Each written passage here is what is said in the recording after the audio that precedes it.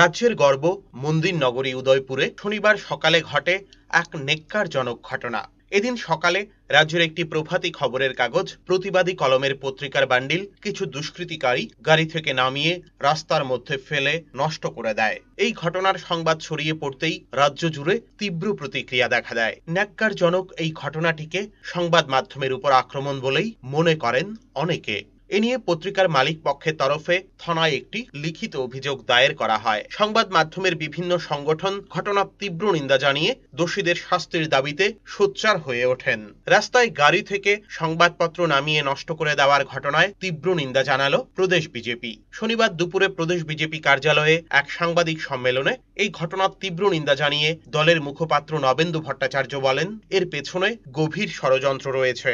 বিশেষ উদ্দেশ্য নিয়েই এই কাজ করা হয়েছে।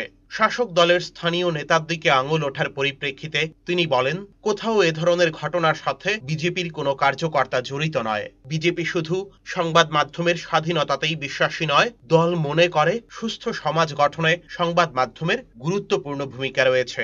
তাই এই ঘটনার তীব্র নিন্দা জানিয়ে অবিলম্বে দোষীদের চিহ্নিত করে কঠোর শাস্তির দাবি জানান তিনি।